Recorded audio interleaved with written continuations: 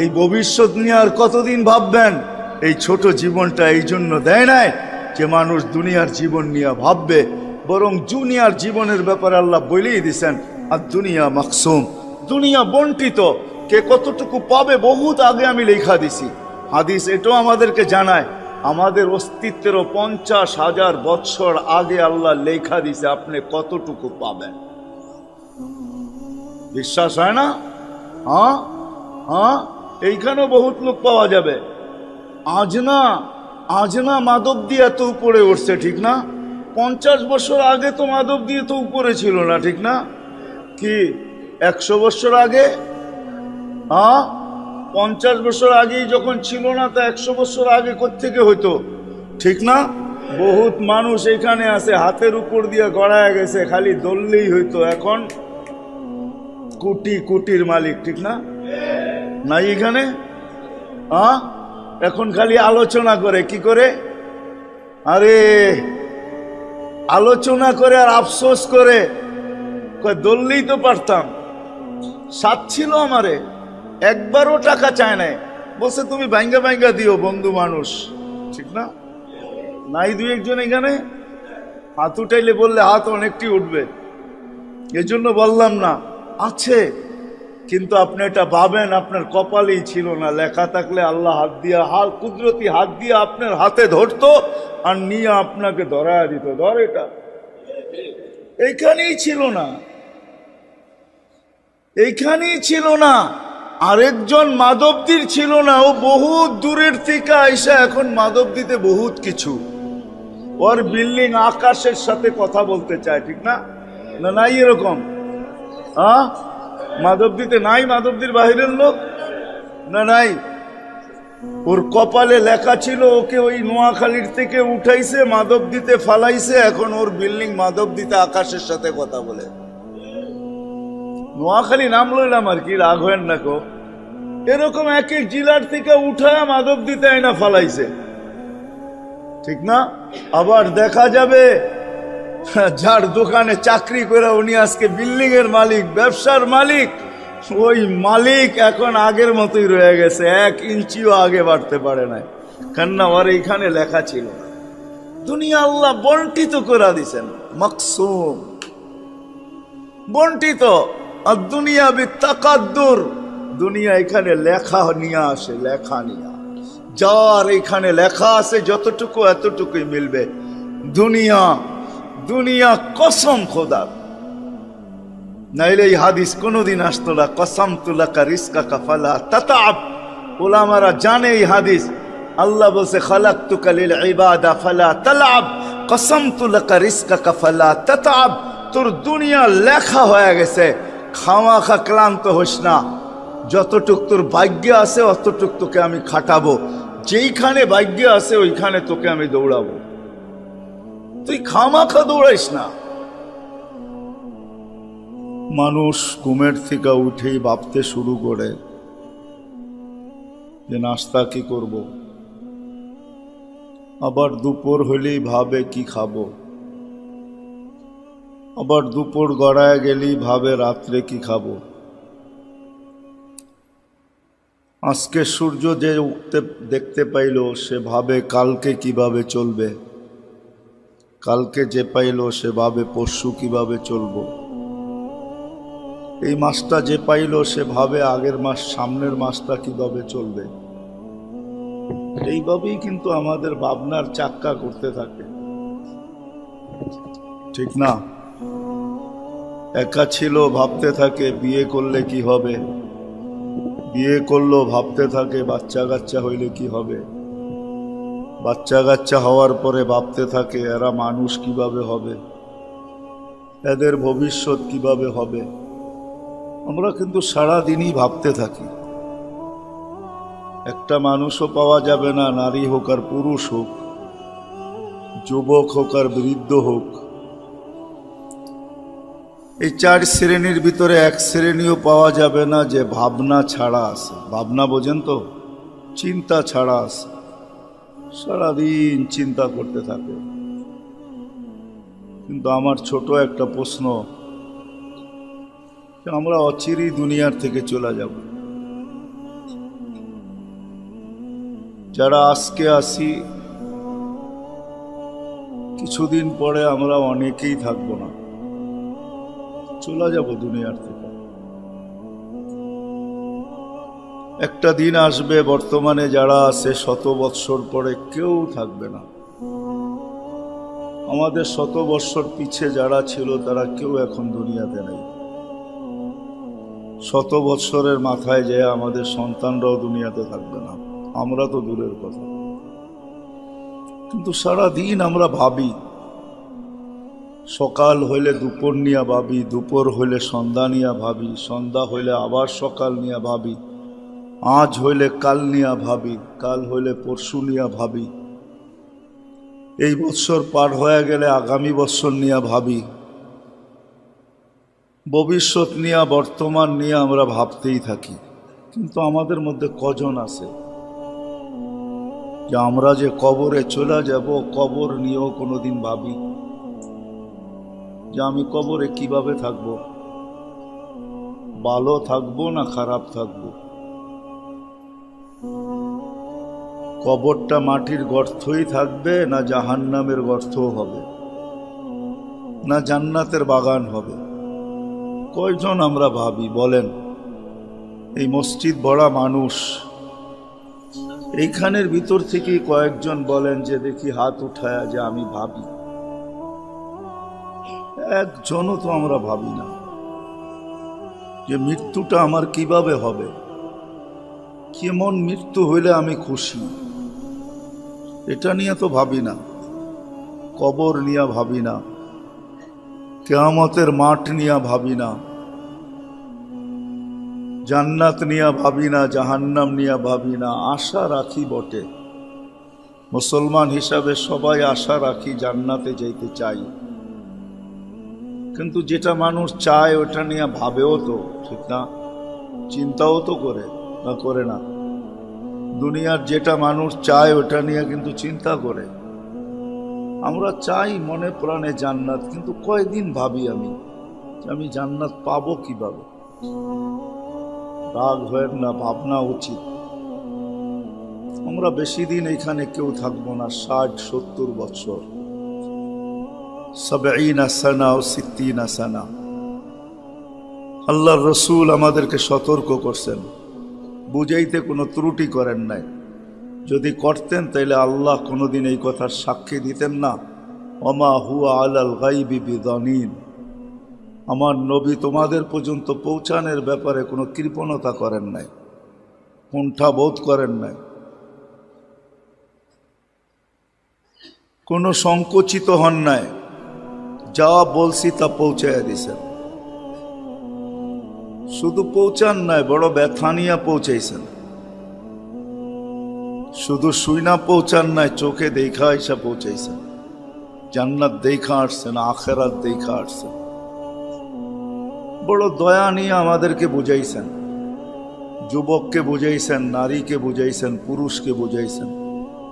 যেই মানুষ হিসাবে পা রাখছে তাকেই বুঝাইছেন, কাউকে বুঝানো ছাড়েন নাই। এই জন্য মেরে দোস্ত, বাবা উচিত, যদিও সারাটা দিন এই দুনিয়াটা নিয়ে ভাবতে থাকি, যেটাকে আরেক শব্দে আরেকভাবে বলা যায়, সারাদিন এই শরীরটা নিয়ে ভাবি, আর সারাদিন এই ছোট জীবনটা নিয়ে ভাবি। কেমনে ভালো খাবো, কেমনে ভালো পড়বো, কেমনে ভালো থাকবো। সারাদিন এই ছোট জীবনটা নিয়েই ভাবি, ছোট জীবনের ভবিষ্যৎটা নিয়ে ভাবি। যদিও নাকি এটাই সত্য যে হায়, যে ভবিষ্যৎ নিয়ে আমি ভাবি, এই ভবিষ্যৎ কি আমি দেখতে পাবো কি পাবো না? কত বাপুই তো আছে সন্তান জন্ম দিল বটে, কিন্তু সন্তানের কোনো সুদিন দেখা যেতে পারে না, ছোট অবস্থায় চলে গেছে। না নাই, বহুত বাপ পাওয়া যাবে দুনিয়াতে। বড় আশা নিয়ে বিয়ে ছিল, বড় আশা নিয়ে সন্তান ছিল, সন্তান হয়েছে বটে, কিন্তু সে কিছুই দেখা যেতে পারে না। ওর ভবিষ্যৎ কি হইল মনে উঠলো। এই জন্য বলতেছি, আল্লাহ কোনো ক্ষেত্রে মালাকুল মউতকে জিজ্ঞাসা করছিলেন, তো তোমার কখনো রু নিয়ে আসতে যে দুঃখ হয়েছে, কষ্ট লাগছে তোমার, তুমি দুঃখিত হইছ? বলছে 2 পর্বে কষ্ট লাগছে। বলছে কখন? বলে একটা পর্ব ছিল, বন্যা চলতেছিল, এক মহিলা কাঠের উপরে বাসতেছিল, ওই সময় তার পেটে বাচ্চা ছিল, প্রসব বেদনা উঠছে আর বাচ্চাও ভূমিষ্ঠ হয়েছে। তখন আপনি বলছিলেন যে মাকে উঠায় নিয়ে আসো। তখন বড় দুঃখ হয়েছে যে বাচ্চাটা করবে তো করবে কি, চলবে তো চলবে কিভাবে, চতুর্দিকে তো পানি আর পানি, এটা তো কাঠের উপরে বাসমান। বলে দ্বিতীয় কখন হয়েছিল? বলে যখন সাদ্দাত জান্নাত বানানো হয়েছে, কমপ্লিট হয়ে যাওয়ার পরে প্রথম পাটা উপরে ঢুকাইছিল, আর আপনি বলছিলেন মাটিতে ছোঁয়ানোর আগে উঠায় নিয়ে আসবে। তখন বড় ব্যথা লাগছে যে জান্নাতটা দেখা আসলে কি হইতো। বলছে ওই কাঠের বাচ্চাটাই এই বাচ্চাটা। আমরা সারা দিন ভাবি সকাল হইলে দুপুর নিয়া, দুপুর হইলে সন্ধ্যা নিয়া, সন্ধ্যা হইলে আবার সকাল নিয়া, আজকের ভাবনা কালকের জন্য, কালকের ভাবনা পরশুর জন্য, ভবিষ্যৎ নিয়া ভাবি। হায়, যেটার এক বিন্দু আমার হাতে নাই। সকাল যে পাইছে সে দুপুর পাবে কিনা গ্যারান্টির সাথে বলতে পারে না। দুপুর যে পাইছে সে বিকাল পাবে কিনা গ্যারান্টির সাথে বলতে পারে না। বিকাল যে পাইছে সে সন্ধ্যায় সূর্য ডুবতে দেখবে কিনা সে বলতে পারে না। সূর্য যে ডুবতে দেখলো সে আর কোনোদিন উঠতে দেখবে কিনা এটা কেউ গ্যারান্টির সাথে বলতে পারে না। সত্য তো? যেটা গ্যারান্টি নাই, গ্যারান্টির সাথে বলতে পারি না, ওটা নিয়েই তো সারাদিন ভাবি। কিন্তু মৌতটা তো গ্যারান্টি, ঠিক না? কি বলেন? আমার কথা বোঝেন? মৌতটা তো গ্যারান্টি, ঠিক না? কবরটা তো গ্যারান্টি, ঠিক না? কিয়ামতের মাঠে উঠতে হবে, এটা তো সত্য। হিসাব কিতাব দিতে হবে, এটা তো সত্য। আমারটা আমাকেই দিতে হবে, বাপেরটা ছেলে দিতে পারবে না, ছেলেরটা বাপে দিতে পারবে না। যদি ছেলেরটা বাপে দিতে পারতো তাহলে নূহ আলাইহিস ইসলামের ছেলেরটা নূহ আলাইহিস ইসলাম হিসাব দিতে পারতেন। আল্লাহ বলেই দিয়েছেন, ইন্নাহু লাইসা মিন আহলিক ইন্নাহু আমালুন গায়রু সালেহ। ভাইবো না তুমি হিসাব দিবে, এটা তোমার অন্তর্ভুক্ত নয়। বাপেরটা যদি ছেলে দিতে পারতো তাহলে ইব্রাহিম আলাইহিস ইসলামের মতো খলিলও বাবার হিসাব দিয়া দিত, ঠিক না? কি বলেন? স্বামী যদি স্ত্রীরটা পারতো তাহলে নূহ আলাইহিস ইসলাম তার স্ত্রীরটা দিয়া দিত। স্ত্রী যদি স্বামীরটা পারতো তাহলে আসিয়াও ফেরাউনের হিসাব দিতে পারত। আত্মীয় যদি আত্মীয়টা পারতো তাহলে মুহাম্মদুর রাসূলুল্লাহ চাচার হিসাব দিতে পারতেন। আবু তালেবের হিসাব কেউ কারোরটা দিবে না, আমারটা আমাকেই দিতে হবে। আমারটা আমাকেই দিতে হবে, চাই সেই দাঁড়ানো 50,000 বৎসরের হোক। হিসাব দিতে কারো 50,000 বৎসর লাগবে। আপনার বিবেকে যদি নাও আসে, আপনার বিবেকে যদি নাও আসে, আপনার বিবেকে যদি নাও আসে যে 60 বৎসরের হিসাব নিতে 50,000 বৎসর কেন লাগবে, তাহলে আমি 2-1টা জিনিস আপনাদেরকে দেখাই। এই মাধবদীতে পাবেন বহুত মানুষ ডেলি ডায়ালিসিস করে। ডায়ালিসিস বুঝেন? কিডনি যাদের সমস্যা তাদের ডেলি ডায়ালিসিস হয়। ডেলি না হলেও সপ্তাহে 2 থেকে 3 বার হয়। প্রত্যেকবার ডায়ালিসিসে 4 ঘন্টা সময় লাগে। যান, এইখানে যদি কোনো ডায়ালিসিস সেন্টার থাকে ওকে জিজ্ঞাসা করেন কয় টাকা নেয়। আর ডেলি আল্লাহ কুদরতিভাবে আমাদের প্রত্যেকের শরীরে যাদের কিডনি ভালো আছে 30 বার ডায়ালিসিস করে। 30 বার। আল্লাহ যদি জিজ্ঞাসা করে তোকে ডেলি 30 বার ডায়ালিসিস করতাম, একবার করতে 7 থেকে 8,000 টাকা তোর দিতে হতো, আর আমি ডেলি কুদরত দিয়ে 36 বার করতাম, তুই কি করে আসছস বল? 60 বৎসরে ডেলি 36 বার হলে 60 বৎসরে কতবার ডায়ালিসিস হয়? এখানে কিছু যুবক আছে শিক্ষিত দেখতেছি, মোবাইলে সার্চ দিয়া দেখো, ডেলি যদি 36 বার ডায়ালিসিস হয় তাহলে মাসে কতবার হয়, বৎসরে কতবার হয়, 60 বৎসরে কতবার ডায়ালিসিস হয়েছে? ডেলি 1,60,000 বার শ্বাস প্রশ্বাস নেই 24 ঘন্টায়, তাইলে মাসে কয় লক্ষ বার শ্বাস প্রশ্বাস নিছি? 60 বৎসরে কতবার নিছি? ডেলি 550 লিটার অক্সিজেন নেই। এই ওয়েদার থেকে কুদরতি ভাবে 1 পয়সা বিল দিতে হয় না। নারী হোক আর পুরুষ হোক আর যুবক হোক, প্রতিদিন যদি 550 হয়, তাইলে মাসে কত হাজার লিটার আপনি অক্সিজেন নিছেন? 60 বৎসরে কত হাজার লিটার ও কত লক্ষ লিটার আপনি অক্সিজেন নিছেন? এরকম যদি হিসাব নিতে শুরু করে, আমি তো 3টা দেখাইলাম, আরো দেখাইতে পারি। 3টা দেখাইলাম মাত্র। প্রত্যেকটা অঙ্গের পরিচালনা দেখানো যায়, বিজ্ঞানের মাধ্যমেই দেখানো যায় যে প্রত্যেকটা ডেলি কতবার কাজ করে। আল্লাহ যদি এক একটা করে জিজ্ঞাসা করা শুরু করে যে এটার জন্য কি করছিস বল। 550 লিটার অক্সিজেন নিছ, কতবার ডেলি আল্লাহ বলছ। বিল দিছো আর না দিছো তা নিয়ে কোনো আপত্তি নাই, কিন্তু আল্লাহ বলছো কতবার? কি পাওয়ার যোগ্য না? যোগ্য না? 1 লিটার অক্সিজেন জিজ্ঞাসা করেন যে মাধবদীতে হাসপাতালে কত টাকা? 550 লিটার নিছেন ডেলি, তো 550 বার আল্লাহ বলা দরকার ছিল না? ছিল না? 36 বার ডায়ালিসিস হয়, 36 বার কমসে কম কলেমা পড়া দরকার ছিল কি ছিল না? কতবার, কতজন গয়না 36 বার কলেমা পড়ি বলেন? 1,60,000 বার শ্বাস প্রশ্বাস নেই। পার শ্বাসে যদি একবার সুবহানাল্লাহ দরকার হইতো, তো ডেলি 1,60,000 সুবহানাল্লাহ পড়ার দরকার ছিল। সুবহানাল্লাহ বাদ দেন, আল্লাহ বলাই দরকার ছিল। কতটুকু বলি? এই জন্যই 50,000 বৎসর লাগবে। দাতুস আলুন নানি নাইম, এক একটা নেয়ামত তুলে ধরবে যুবক। যৌবন বড় দামি জিনিস। জিজ্ঞাসা করো যৌবন বিক্রি হয় কোন জায়গায়? কোন মার্কেটে যৌবন বিক্রি হয়?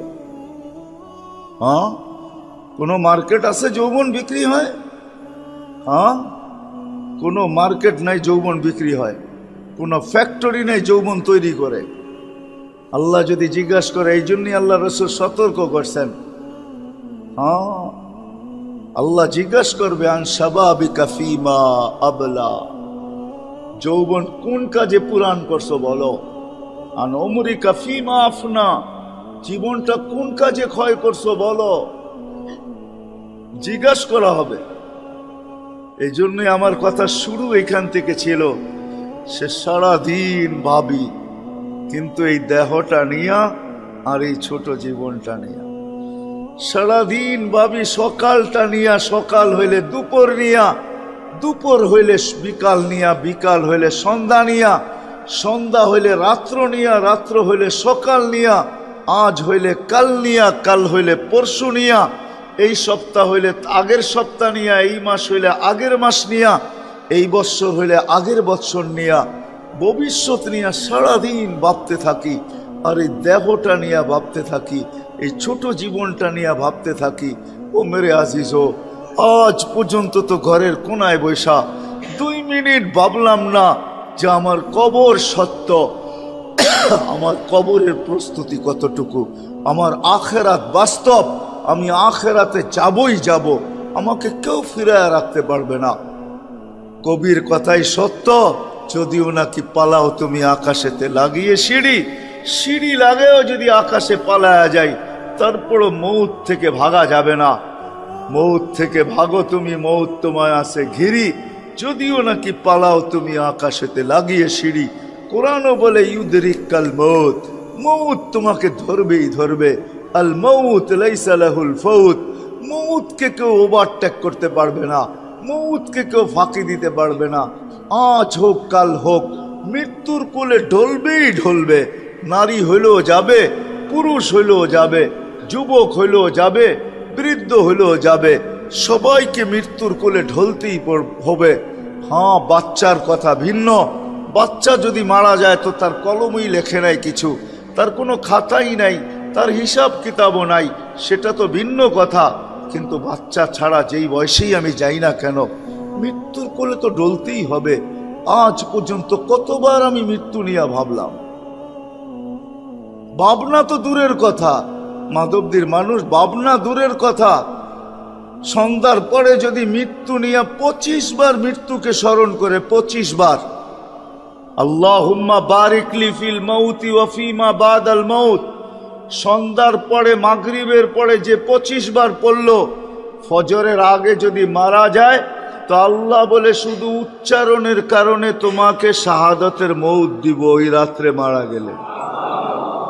শুধু উচ্চারণের ফজিলত এটা। ভাবনার ফজিলত তো আরো আগে, অনেক আগে, যেটা বর্ণনা দিয়ে শেষ করা যাবে না কতটুকু আগে। হ্যাঁ, এতটুকু বলা যায় হাদিসের আলোকে যে ভাবনার কারণে 60-70 বছর আবাদত করা যেখানে পৌঁছতে না পারত, সামান্য ভাবনা এরও আগে যেয়ে দাঁড়ায় থাকবে, এরও আগে পৌঁছবে। লা তাফাক্কুরু সাআ খায়রুম মিন ইবাদাতি 60 ও 70 সানা। আমাদের নবীজি আমাদেরকে বুঝায় গেছে। এই জন্য কথা লম্বা না, কথা শর্ট। আসেন, আর কত ভাববেন এই শরীরটা নিয়া, আর কত ভাববেন এই দেহটা নিয়া, এই দেহটা নিয়া আর এই শরীরটা নিয়ে, আর কত ভাববো এই ছোট জীবনটা নিয়া। এটা চাইলেও পরিসমাপ্তি ঘটবে, না চাইলেও পরিসমাপ্তি ঘটবে। এই জন্যই কোরআন বুঝাইছে ওয়ালাউ ফি বুরুজিম মুশাইয়্যিদা, তুমি লোহার সন্দুকও যদি রাখো, যেইখানে আলো বাতাস দূরের কথা কারো হাত পৌঁছার ক্ষমতা নাই, ওইখানেও যদি রাখো, তারপরও মৌত ওইখানে পৌঁছবে আর তোমাকে উঠায় নিয়ে আসবে। ওয়ালাউ ফি বুরুজিম মুশাইয়্যিদা। চলেন না মৌতকে নিয়ে ভাবি, আর কত এই দেহটাকে নিয়ে ভাববো। এটার যা লেখা আছে তা ঘটবেই, যা লেখা আছে তা ঘটবেই। লা ইউসিবানা ইল্লা মা কাতাবাল্লাহু লানা, এটাই সত্য। যা এটার ভাগ্যে লেখা আছে এটা ঘটবেই, এটার থেকে কেউ এটাকে বিরত রাখতে পারবে না। লা ইউসিবানা ইল্লা মা কাতাবাল্লাহু লানা, আল্লাহ বলে দিয়েছেন যা লেখা দিছি তা ঘটবেই ঘটবে। এই জন্যই প্রবাদ বাক্য সত্য, বলে যা ঘটার ছিল তা, যা ঘটছে তা ঘটার ছিল বলেই ঘটছে, যা ঘটে নাই তা ঘটার ছিল না, এই জন্য ঘটে নাই। সত্য এটাই, এটার যা ঘটা তা ঘটবেই। এই জীবনে যা পাওনা তা পাবেই, এই জীবনে যা পাওনা তা কি পাবেই। আর প্রত্যেক পাওনার পিছনেই প্রতিদান আছে, প্রত্যেক পাওনার পিছনেই পরীক্ষা আছে। গরিবকেও গরিব বানাইছেন এই জন্য যে সহজে জান্নাত হাত দিয়া নিতে পারে, সহজে জান্নাত হাত বাড়ায়া নিতে পারে। এই জন্য গরিবকে গরিব বানাইছেন, সেই জন্য সহজে জান্নাত নিতে পারে। আপনি বলবেন সহজে জান্নাত মানি, গরিবের জন্য লেখা আছে আমিনু আলা রাব্বিকুম সাল্লু খামসাকুম সুমু শাহরাকুম মুতু আদখুলু জান্নাত রাব্বিকুম। ঈমান বানাও, নামাজ পড়ো, রোজা রাখো, মরো আর সিধা জান্নাতে ঢোকো। আবার গরিবকে গরিব বানাইছেন এই জন্য, এই পরীক্ষার জন্য যে সে গরিব অবস্থায় কি করে দেখি। সে আমার উপরে আঙ্গুল উঠায় না আলহামদুলিল্লাহ বলে যে আমার জন্য জান্নাত পাওয়া আল্লাহ সহজ করে দিছেন, কিয়ামতের মাঠে আমাকে দাঁড়াইতে হবে না। কেননা গরিবকে কিয়ামতের মাঠে দাঁড়াইতে হবে না, গরিবের জন্যই ঘোষণা হবে। কি ঘোষণা? গরিবের জন্যই ঘোষণা হবে ইনতালিকু ইলাল জান্নাতি বিগাইরি হিসাব ওয়ালা কিতাব। তোমার না হিসাব আছে না কিতাব আছে, চলো সিধা জান্নাতে চলো। তামাত্তাউ 500 আম, 500 বৎসর জান্নাতের নেয়ামত ভোগ করো। দুনিয়ালারা 60-70 বৎসর করছে, আর দুনিয়া করছে, দুনিয়ারটা করছে, খাইছে কি আর বাহির হইছে কি, ও খাওয়াটাও চোখে দেখছে, যেটা বাহির হইছে ওটাও চোখে দেখছে। না দেখে নাই? মনে হয় বুঝাইতে পারি নাই, ভাঙ্গা বললাম না আর কি। সব কথা তো ভাঙ্গা বলা যায় না, এই জন্য ইশারায় বললাম খাইছে কি আর বাহির হইছে কি ওটা চোখে দেখছে। আর যখন বাহির হইছে তো নাকে আর রুমালি ছিল, আর অন্য কিছু ছিল না, ঠিক না? ওরটাই ওর সুগন্ধি দুর্গন্ধ হয়ে বাহির হয়েছে, ঠিক না? তুমি জান্নাতেরটা 500 বছর খাবে, যেটা দুর্গন্ধ হবে না। জান্নাতে দুর্গন্ধ নাই, পেশাব নাই, পায়খানা নাই, জান্নাতে থুতু নাই, জান্নাতে নাকে কানের দুর্গন্ধ নাই। জান্নাত তো পবিত্র জায়গা, খাবে ডেউক দিবে খালি হয়ে যাবে, আর ডেউকো হবে এরকম সুগ্রাণ, পুরা জান্নাত সুগ্রাণে মোহিত হয়ে যাবে। দুর্গন্ধ হবে না, সুগ্রাণ হবে, মোহিত হবে সুগ্রাণে।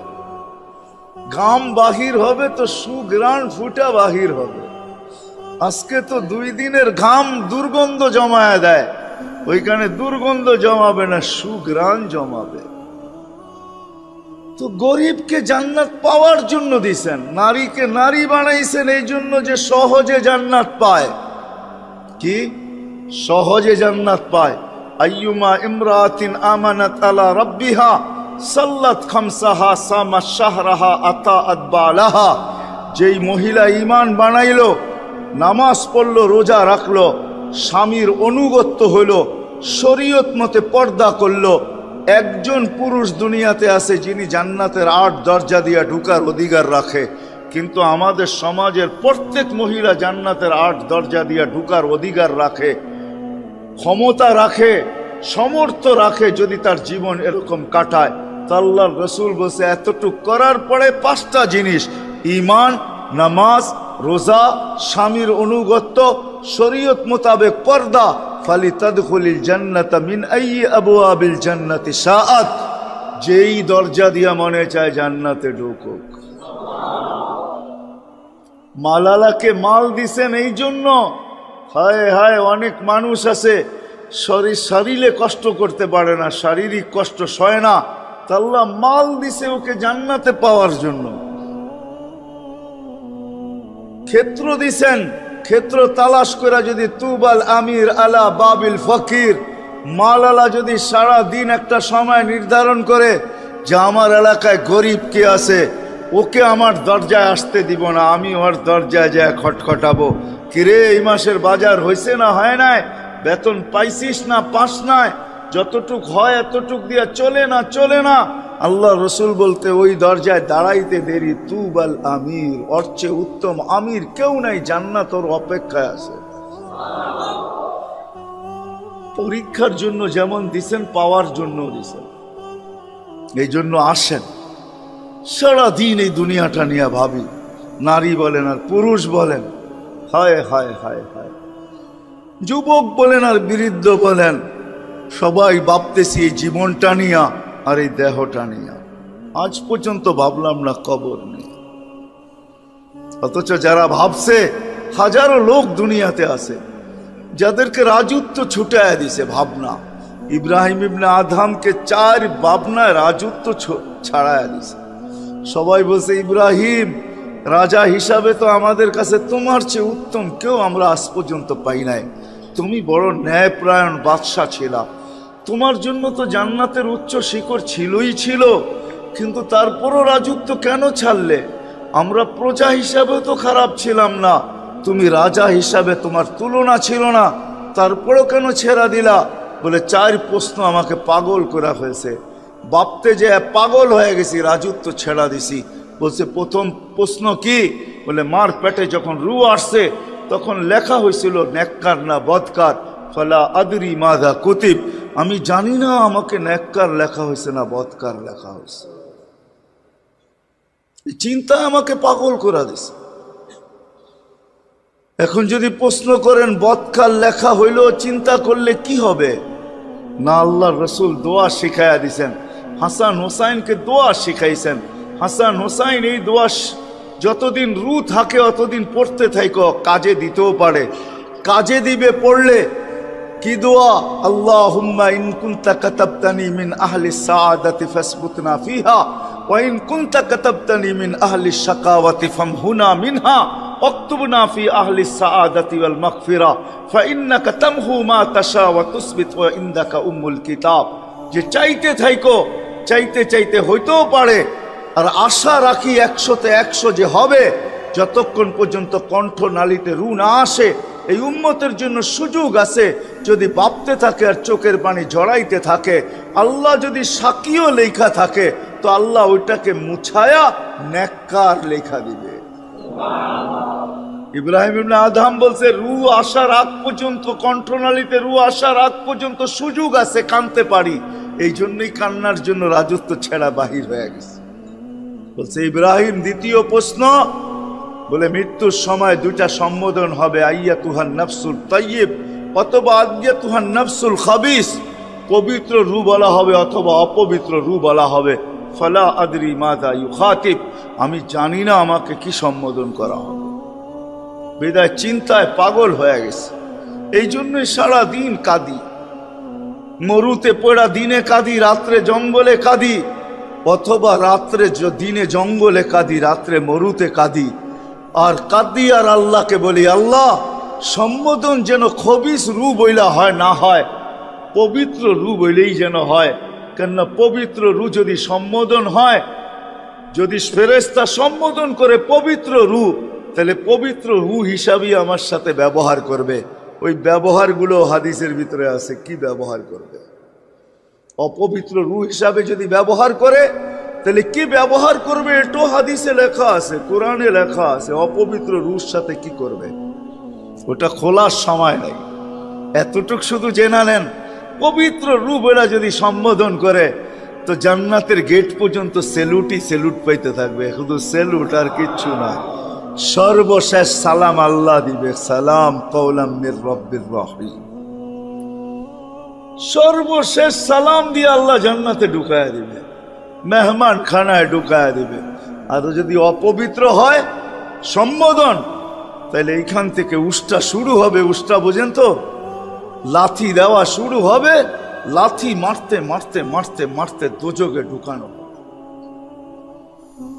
তৃতীয় প্রশ্ন, ইব্রাহিম, যেটা দিয়ে তুমি পাগল হয়ে গেছ, কবরে যাওয়ার পরে 3 প্রশ্ন হবে। ফালা আদরি আউজিব আম লাম উজিব, জানি না জবাব দিতে পারবো কি পারবো না। আর জবাব ওই দিতে পারবে যাকে আল্লাহ দেওয়াবে, সেই দিতে পারবে। ইউসাব্বিতুল্লাহু বিল কাউলিস সাবিত, কোরআন এটাই বলে যে সারা দিন ভাববে হায় কবর, মাঝে মাঝে চিৎকার দিয়ে উঠবে হায় কবর কেমন হবে, একা কি